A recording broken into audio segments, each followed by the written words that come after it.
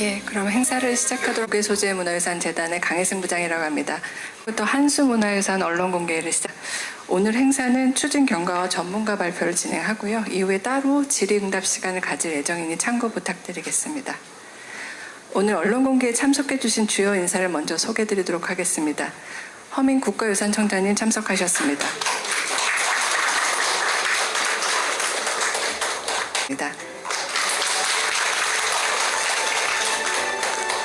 안중근 의사 유해 발굴 및 봉환을 위한 국회의원 모임의 대표를 맡고 계신 정태호 의원님 참석해 주셨습니다. 박정혜 국유소재문화유산재단 이사장님 참석하셨습니다. 이상현 문화유산 국민식탁 이사장님 참석하셨습니다. 이길배 유산정책국장님 참석하셨습니다.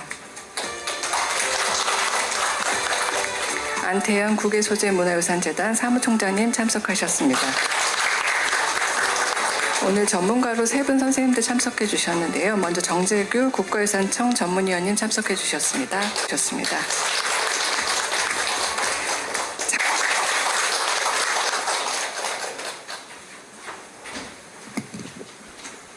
역사적 가치와 서예사적 가치로 두 가지 방향으로 나눠서 말씀을 드리도록 하겠습니다. 유물명은 아시다시피 안중근 의사 유목, 만국공법 불여대포입니다. 작품 크기는 전체 표작을 해서 한 2m 크기인데, 일반적으로 실제 작품은 이제 반절지라고 해서 135cm, 가로 한 35cm 정도 되고, 종이, 지질은 이제 종이인데 중국 동북 지역에서 난 선지로 파악이 됐습니다. 사형 선고 이후 아마 순국하시기 얼마 전에 마지막 작품에 가까운 그런 작품으로 보입니다. 리순 감옥에서 서사하셨고요. 본문 내용은 만국공법 불여대포 앞에서 청장님 의원께서 다 설명을 해 주셨습니다. 만국공법 국제법이 대포 무력만 못하다 라는 이제 세계 정세에 대한 비판과 또 비분관계함 이런 것들이 다 녹아나 있는 내용입니다. 관지에는 이제 경술 3월 1910년 여순옥중, 리순옥중에서 대한국인 안중근 서라고 되어 있고요. 마지막에 장인 좌수단지 안의사의 수장이 목으로 찍혀 있습니다. 서체는 전체 서체를 행서라고 하는데, 간혹 이제 첫 글자 같은 경우 초서도 있고요. 중간에 이제 정자인 해서체도 혼용되어 있습니다. 만국공법은 1836년에 미국의 휘튼이라는 법학자가 이제 책으로 낸 것이 중국에서 1860년대에 간행되고 또 일본에서도 간행됐던 게 저희 이제 1880년대에 저희 조선으로 유입돼서 아마 조선 말기에는 근대법인 이제 국제법 만국공법이 이렇게 많이 인식이 되었던 시대였습니다. 근데 이제 다만 이제 한편으로 만국공법 불여대포 일방이라고 해서 19세기 말 열강들의 그 힘의 논리에 따라 국제 질서가 운영되던 현실을 비판하던, 또 그에 대한 이 만국공법이 공연불이 아니냐라는 그런 비판적인 의식도 한편으로 또 표현되기도 했습니다. 여기 이제 안인칠 역사에 나오는 내용이 최근에 개봉된 그 하얼빈이라는 영화에서도 이 장면이 나오는데요. 안 의사의 그 부대가 항영도 경흥을 지나면서 두만강을 건너기 전에 그때 이제 일본과 전투를 벌였을 때 그때 일본을 제압을 하고 다만 이제 그때 소자를 비롯해서 몇몇 무리들을 이제 포로로 잡았습니다. 그때 다들 이제 의병들이 다 죽이자고 학살하자고 했는데 안 의사께서는 만국공법에 따라서 포로들을 인도적으로 풀어줘야 된다라고 이제 하고, 또 한편 이제 동료는 만국공법 1000마디가 대포 한 발에 진다 했다. 어떻게 이게 살려 돌려 보내겠느냐 이러면서 이제 갈등을 빚었던 그 장면도 나왔을 때 그때 이제 안 의사의 만국공법에 대한 그런 인식을 나타내고 있습니다. 안 의사는 동양 평화론을 통해서 만국공법에 대한 기초한 평화와 질서를 유지하려는 사상이 강했고요. 마지막까지 그랬습니다. 다만 이제 하얼빈의 의거 또한 대한민국 참모중장의 직무로 전쟁을 수행한 포로이므로 만국공법으로 재판할 것을 요구했으나 일본이 단순 살인죄로 기소해서 사형을 선고한 데 대해서 안 의사는 국제법의 무력함을 이 작품에 희호하지 않았나라고 이제 추정이 됩니다.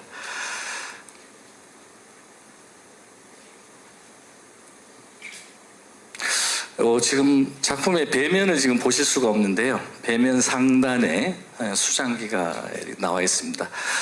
수장기가 옆으로 이렇게 적혀져 있는데 그것을 제가 풀어보면은 메이지 42년 1909년 10월 26일 안중근이 하얼빈역에서 이토 히로부미를 살해하고 안중근은 이순법원에서 메이지 43년 6월에 사형에 처해졌다라고 쓰여 있는데 마지막 최후 소장자가 이 전에 듣고 아마 3월을 6월로 잘못 오게 한 것 같습니다. 이 부분은 사형에 임해 수십 장의 희호를 했는데 이 작품은 당시 감옥 책임자였던 구리하라 사다키치 율원정길이라는 자가 소장한 유목을 마지막 소장자인 나에게 준 것이다 라고 써놨고요.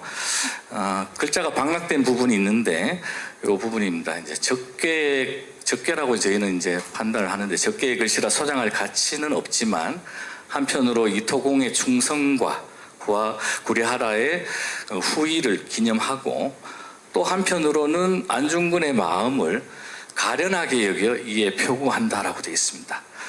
아마 가련하게 여긴다라는 표현을 했는 거 보니 구리하라가 이걸 전해줄 때 당시 상황에 대해서 굉장히 설명을 자세하게 해줬던 것 같습니다.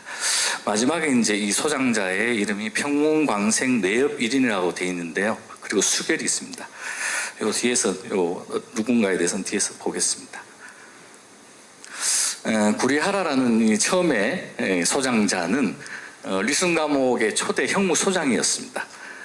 아까도 뭐 앞에서 말씀하셨지만 이 사형 선고 기일을 또 미뤄달라고 또 부탁도 하고 안중근 의사의 굉장히 존경했던 인물인데요. 뭐 담배 생필품 이런 것들도 차입해주고 형집행연기 요청 또 뭐 한복 제작해서 전달도 해주고 유언 접수 등 이런 모든 것들을 옆에서 형무소장이면서 안 의사와 너무 마음이 이제 통했던 안 의사를 또 존경했던 그런 인물이었습니다. 이분이 이제 소장하다가 그 다음 인물인 평문광생 내엽일인이라는 사람한테 전해줬는데 아마 이제 해석하기로는 평씨 집안의 광생 후손인데 레협일인, 레협이라는 그런 은일처사다 본인이 그렇게 써놨습니다. 그래서 평레협이라는 사람이 명사전이고 뭐 다 뒤졌는데 아직 저희가 밝혀내지를 못했습니다. 이 부분은 이제 숙제로 남기겠습니다. 이제 서체에 대해서 조금 말씀드리겠습니다. 안 의사의 글씨는 당나라의 서예가인 뭐 안징경의 글씨의 기본을 두고 있다라고 저희들은 얘기를 많이 하는데요.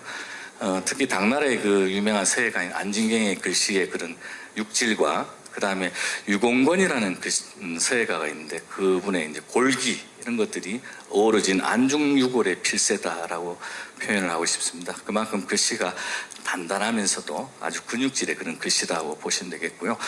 특히 이번 이 유목은 중봉으로 편필이 없는 중봉으로 강건한 필에 또 글자마다 또 결구 짜임새가 긴밀하고 균형과 조화를 잘 이루고 있습니다.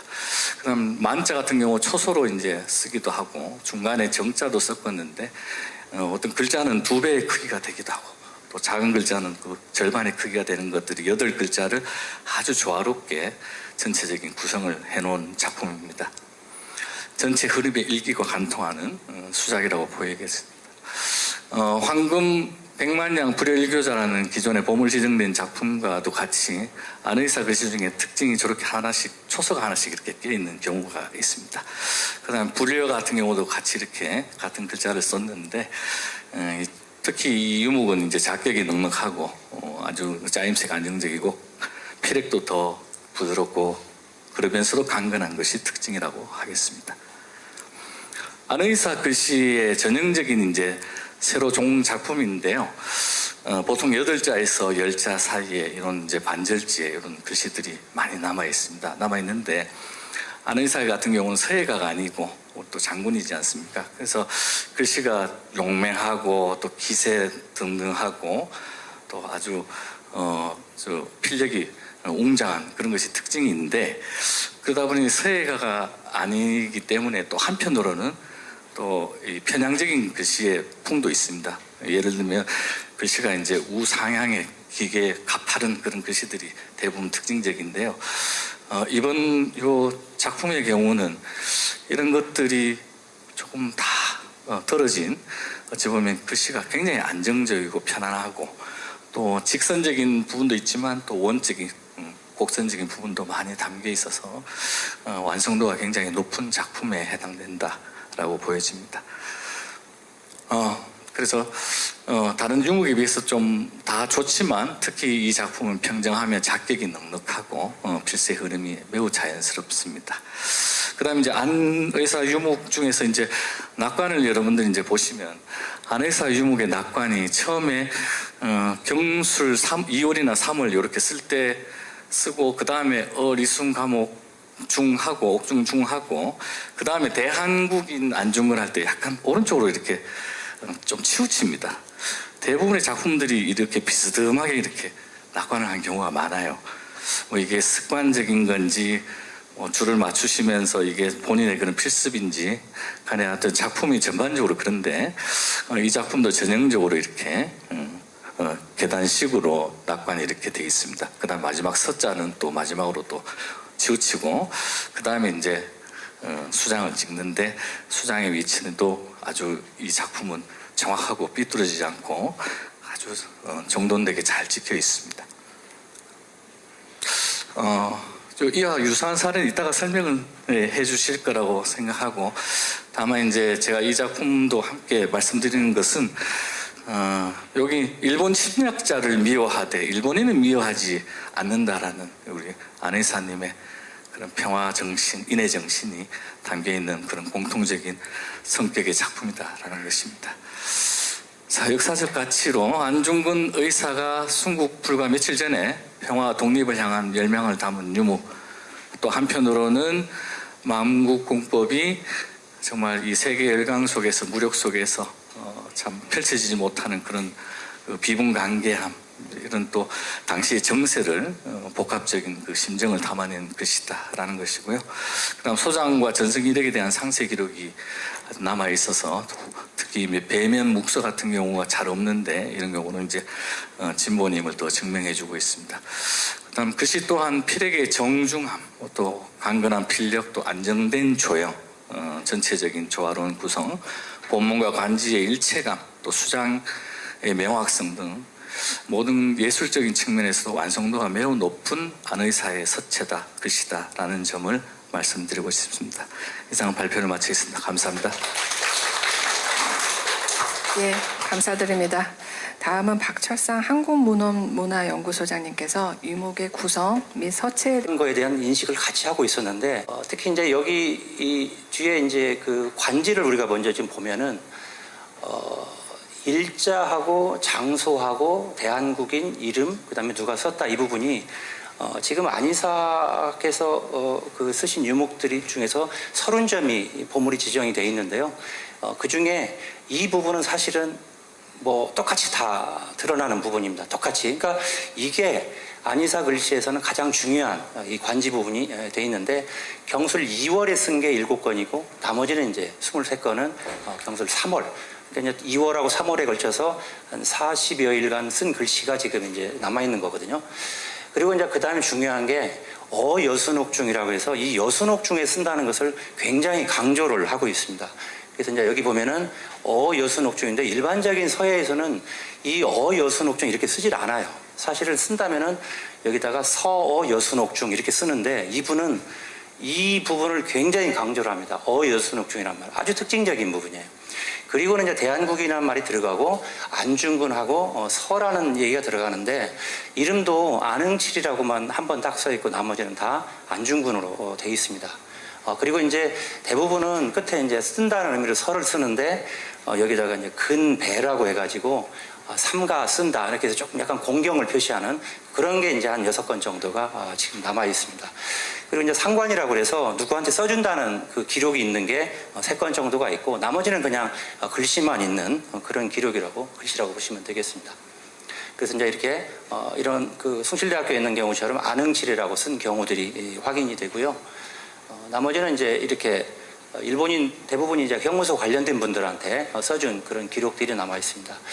이건 이제 이런 그 작품 같은 경우는 이게 근배라고 썼는데 내용을 보면은 천리 밖에 있는 그 어떤 분을 그리워하면서 쓰는 내용입니다. 그래서 너무 그리운 나머지 눈이 빠지려고 그런다. 그러면서 내 이 작은 마음을 전해주니까 내 마음을 저버리지 말라. 그러니까 이게 굉장히 본인이 존경하는 분이라든가 이런 분한테 쓸 때는 누구한테 기록은 없지만 이렇게 근배라고 써서 좀 표시를 해줬습니다. 여기 나오는 이 경우도 역시 옆에 있는 이 작품의 경우도 똑같이 이렇게 이제 그 앞에 상관을 넣어서 표기를 해줬고요.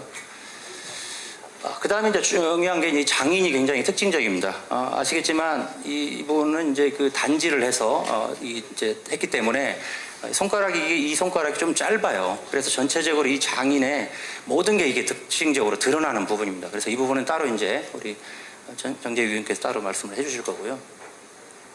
그다음에 수장 내력이 있는데 이 부분도 역시 마찬가지입니다. 이 부분도 저희들이 이제 이걸 처음에 보면서 굉장히 이제 그 반가워했던 것 중에 하나가 이렇게 수장 내력이 적힌 게 거의 없습니다. 그래서 이 부분 같은 경우도 앞에서 설명을 했지만 특히 이제 여기에 보면은 이렇게 글자가 날아간 부분이 하나가 있습니다.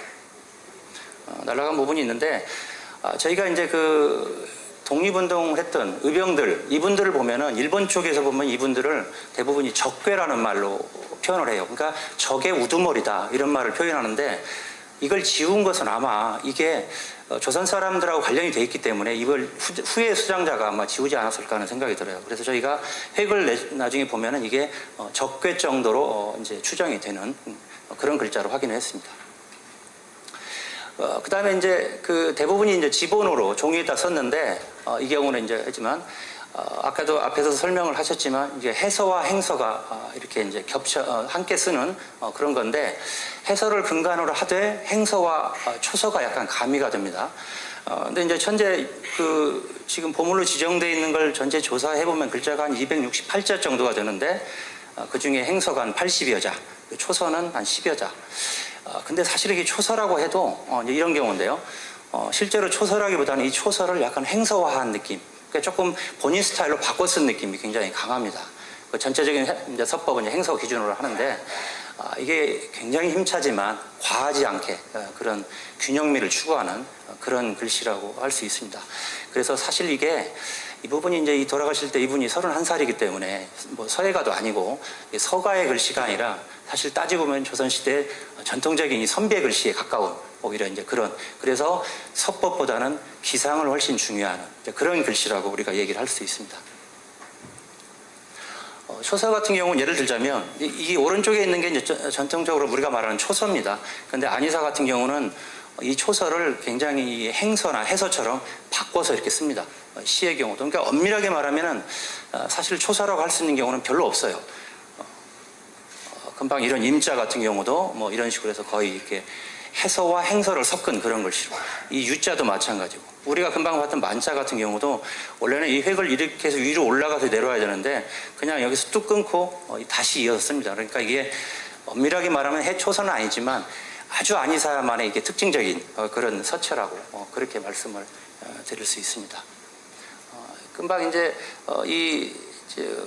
황금 백만장이 불여 일규자라는 이 글씨 획하고 굉장히 유사한데 이 만자 같은 경우도 보면은 이 초서 같으면서도 초서가 아닌 행서식으로 쓰는 이런 부분들이 잘 드러나 있다고 볼 수 있습니다. 이 국자도 이제 마찬가지고요. 이 공자 같은 경우에 오른쪽에 있는 글자하고 굉장히 유사하지만 사실 이 글씨는 이제 견바닥에다 썼기 때문에 이게 조금 글씨 획이 그냥 붓이 나가지 않으니까 조금 더 힘이 들어간 부분이 있습니다. 그래서 이 파인 같은 게 굉장히 강조가 된 그런 글씨라고 볼 수가 있습니다. 불여 같은 경우는 뭐 거의 지금 유사하게 이렇게 드러나 있어서 우리가 안희사 글씨의 특징 중에서도 아주 확연하게 드러나는 그런 부분이라고 할 수 있고요. 대자도 이제 전체적인 이 오른쪽으로 약간 들리는 이런 부분들을 확실히 느낄 수가 있습니다. 전체적으로 보면 안희사의 글씨가 아까 우리 장 교수 얘기했지만 이게 오른쪽으로 들려 있지만 균형을 잡아가는 그런 부분이 굉장히 눈에 띄어요. 오른쪽으로 가면서도 다시 가운데를 잡아가는, 그리고 옆으로 너무 퍼지지 않고 중심을 이렇게 딱 잡아가는 이런 부분들이 굉장히 특징적으로 잘 드러나 있습니다. 전체적으로 보자면 기존에 우리가 이제 30점을 가지고 비교했을 때 보물로 지정된 기존 유목이 보여주는 안중근 소품의 특징 안에 완전하게 들어가 있는 그런 글씨로 볼 수 있고요. 해설을 근간으로 하면서도 행사의 느낌이 아주 잘 드러나고 있는 그런 글씨다. 그리고 기존의 이제 유목의 글자와 유사하게 구사한 점도 자연에서도 여러 개가 보이고요. 초서의 경우에는 기존 글자와 동일하게 이제 구사한 부분들도 확인이 됩니다. 전체적으로 보자면 안이사 의거에 대한 생각을 읽을 수 있는 그런 문구라는 점에서 굉장히 중요한 거고, 또 하나는 소장 내력이 너무나 명확해서 이 부분이 굉장히 중요합니다. 그래서 전체적으로 이게 이제 힘과 기상이 아주 넘치는 안이사 제품 중에서도 정말 뛰어난, 그리고 이제 뭐 전체적으로 볼 때 지금까지 발견된 안이사 유목 중에 정말 이런 작품이 있을까 할 정도로 서법적으로도 뛰어나고 모든 면에서 뛰어난 작품이고, 특히 지금 이제 30점이 지정이 되어 있는데 전부 다 그 나중에 장황을 다시 한 거예요. 근데 이 작품처럼 그 당시에, 물론 당시에 바로 한 건 아니지만은 지금 일제강점기 정도에 한 걸로 보여지는데, 그 당시의 작품 형태로 그렇게 전해지는 건 사실은 이거밖에 없습니다. 그래서 모든 면에서 이게 정말 완전하고 안이사 작품 중에서 거의 말년에 쓴 아주 대표적인 작품이라고 그렇게 우리가 볼 수 있겠습니다. 이상 발표를 마치겠습니다. 예, 설명 감사드립니다. 다음은 정재구 국가유산청 전문위원님께서 유목의 장인에 대해서 설명드리겠습니다. 박수로 환영해 주십시오. 예, 소개받은 정재규입니다. 제가 맡은 부분은 이제 여러분들이 모두 알고 계시는 것처럼 안중근 의사의 장인에 대한 내용입니다. 유물을 오래 보다 보면 이제 여러 가지 감정을 갖게 되는데, 특히 이제 안의사의 유목을 볼 때 이 장인을 보면 유독 감정이입이 많이 됩니다. 그래서 때로는 막 눈시울도 좀 적시게 되는 그런 어떤 감정들이 좀 느껴지는데요. 이번 유목에서도 역시 그런 것들이 좀 확인이 됐던 것 같습니다. 사람의 지문은 각기 다릅니다. 각기 다르고 또 그것은 일평생 영원히 유지된다고 얘기를 합니다. 그래서 유목에 이 찍었던 장인을 우리가 한 번 정도 이렇게 평가해 보는 것도 또 하나의 어떤 유목의 어떤 역사적 의미를 가름하는 일이 되지 않을까 싶습니다.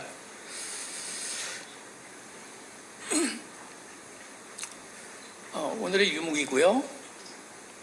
저희들이 국가유산청에서는 지금 이제 두 분 선생님께서 얘기를 하셨던 것처럼 일단 암묵적인 분석 방법을 통해서 유물의 진위 여부, 가치 여부를 판단을 내리고 있습니다. 그렇게 해서 이제 지정된 사례가 지금 보물 지정된 안중근의 유목도 30여 건에 이르고 있고요. 이런 유목들이 지금 현재 이제 30점이 구축이 됐는데, 지난 2019년에 지금까지 지정되었던 안중근 의사의 유목의 장인을 DB 구축 기록화 작업을 진행하자라는 국가유산청의 의견이 있었습니다. 그래서 25점, 그 당시까지 지정됐던 25점의 유목 가운데 장인에 대한 분석을 시도해서 지금 DB 구축을 해놓고 있습니다. 분석 방법은 저희들이 일반적으로 이제 서예사적인 면에서 가치 평가를 내릴 때 필적 감정, 인형 감정이라고 하는 두 측면을 접근을 하고 있습니다. 그래서 필적 감정 같은 경우에는 자료상의 필적, 이런 것들이 이제 비교, 대조하는 그런 작업들을 진행을 하고 있고요. 그 다음에 이제 인형 감정들이 중첩 비교라고 하는 국가수, 국립과학수사연구원의 어떤 수사기법들, 이런 것들이 적용된 사례로 이해를 해주시면 좋을 것 같습니다. 안의사 유목의 장인 분석 같은 경우도 말씀드렸던 것처럼 1997년, 2019년 이전까지 지정됐던 25점을 대상으로 해서 확인되는 장인을 추출했습니다. 그래서 데이터화 시키고 그거를 같이 중첩 비교하는 방식으로 분석을 진행을 했습니다. 오늘 여러분들께 이제 보여드린 자료는 그 중에 이제 5점에 해당이 됩니다. 지금 오늘 같이 전시되고 있는 일통청하공 같은 경우는 이제 2022년에 지정이 되었기 때문에 저희들이 다시 한번 이제 DB 구축 대상으로 삼아서 향후 이제 진행을 계획할 생각도 갖고 있습니다. 예. 첫 번째 그 비교 대상입니다. 저희들이 보통 그 장인을 보통 평가를 내릴 때는 일반적으로 이제 그 가장 특징적으로 보이고는 약지의 단지 부분입니다. 보통 손가락의 마디가 3마디로 형성이 됩니다. 그래서 가장 끝 부분, 이 부분을 1지절이라고 얘기를 하고 있고요. 중간 부분을 2지절, 그 다음에 뿌리 부분에 위치한 걸 3지절이라고 얘기를 합니다. 안이사의 장애는 이제 이 바로 약지 부분에 제1지절이 단지된 상태다라고 하는 것이 가장 특징적으로 보이고 있고, 그 다음에 이제 두 번째로 살펴볼 것은 손바닥 장문의 전체적인 구조입니다. 우리가 이제 엄지손가락 바로 밑에 쪽에 있는 부분을 금성구라고 얘기를 합니다. 이 금성구의 두툼한 형태, 그리고 새끼손가락의 바로 가장 하단부에 위치한 이 부분을 월구라고 얘기를 하고 있습니다. 그래서 전체적으로 단지된 부분, 손가락의 약간 벌어진 형상, 그 다음에 엄지손가락 밑에 금성구와 새끼손가락 밑에 월구의 배치, 그리고 우리가 흔히 얘기하는 손금의 형태, 이런 것들을 비교 대상으로 삼고 분석을 진행하고 있습니다. 예, 위국원신 군인본분입니다. 이 부분은 이제 1993년에 지정이 되었고요. 지금 현재는 이제 국립민속박물관에 소장이 되고 있습니다. 역시 전체적으로 앞서 말씀드렸던 것처럼 손바닥 형태를 그 장인의 어떤 특징들을 통해서 비교 분석을 진행을 했습니다. 이 부분은 이제 참고 삼아서 이렇게 보시면 좋을 것 같습니다.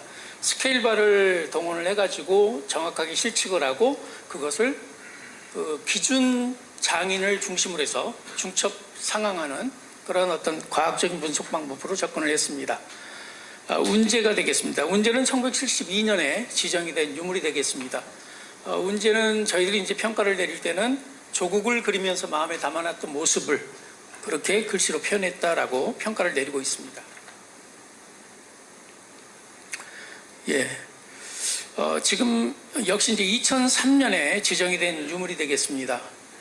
안정근 이사께서 이제 여순감옥 경관에게 준 글씨고요. 이것이 이제 그 손자인 야기 마사줌이라고 하는 분에게 전달이 되어서 2002년에 안정근 이사 숙모에 기증된 유물이 되겠습니다. 역시 전체적으로 느낌을 보시면은 단지의 형상, 손바닥의 모습, 또 장문의 특징들, 이런 것들이 일치하는 것들을 저희들이 확인해 볼 수가 있습니다. 예, 국가안이 노심 초사입니다. 1993년에 지정되었고 지금 현재 이제 국립민속박물관에 기탁된 유물이 되겠습니다.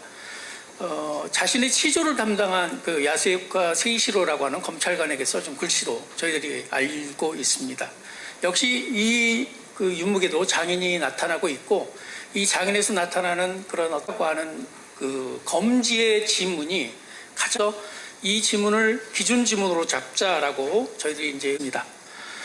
지금 그 녹색으로 보이는 부분, 이 부분이 얘기를 합니다. 그리고 흰색으로 표현되는 것들이 이제 골문이라고 얘기를 하는 그런 형상을 전혀 보이질 않습니다. 그래서 이 유물들이 일치가 된다, 장인이 일치하고 있다라고 하는 것을 과학적으로 데이터에서 지금 구축하고 있는 상태입니다.